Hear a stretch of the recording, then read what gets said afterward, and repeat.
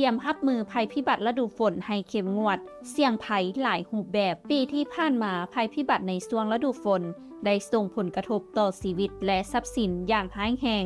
สร้างความเสียหายอย่างมหาศาลต่อพ่อแม่ประชาชนดังนั้นทางคณะกรรมการคุ้มครองภัยพิบัติขั้นสุดกลางจึงได้ออกแจ้งการให้เกียมรับมือกับสถานการณ์ที่อาจจะเกิดขึ้นรายละเอียดจะเป็นแนวใดไปเบิ่งน้ำกันประเทศลาวในฤดูฝนปี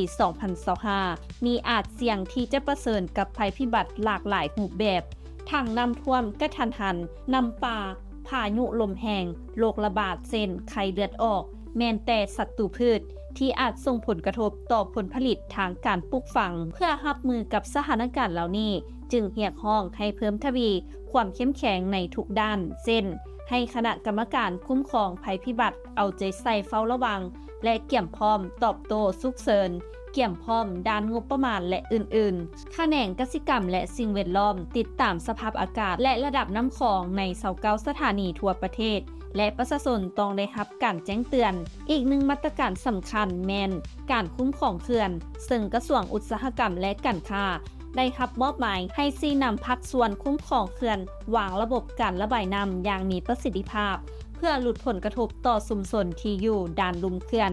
ส่วนด้านการช่วยเหลือฉุกเฉินกำลังป้องกันศาสตร์และหน่วยงานท้องถิ่นจะต้องกะเกี่ยมความพร้อมทางกำลังคนอุปกรณ์และยานพาหนะโดยมีการฝึกซ้อมอย่างเข้มงวดในขณะเดียวกันนั้นแขนงโยธาธิการและขนส่งต้องเตรียมแผนฟื้นฟูเส้นทางและขัวที่อาจจะได้รับผลกระทบเพื่อรับประกันว่าเส้นทางคมนาคมสามารถใช้งานได้ตลอดเวลาสำหรับสภาพอากาศวันที่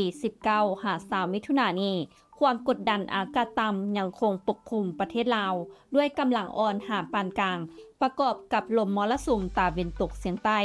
ส่งผลให้หลายพื้นที่มีฝนตกให้ทุกท่านติดตามข่าวสารจากทางการอย่างใกล้ชิดนำอบธรรมวงศ์รายงานและท้ายนี้ต้องขอขอบใจสำหรับการติดตามข่าวสารจากทางไทยกิจเมกาซีนและอย่าลืมไปกดไลค์กดแชร์กดติดตามกด Subscribe ทุกช่องทางออนไลน์ของพวกเขาเพื่อจะบ่พลาดข่าวสารดีๆจากทางไทยกิจเมกาซีน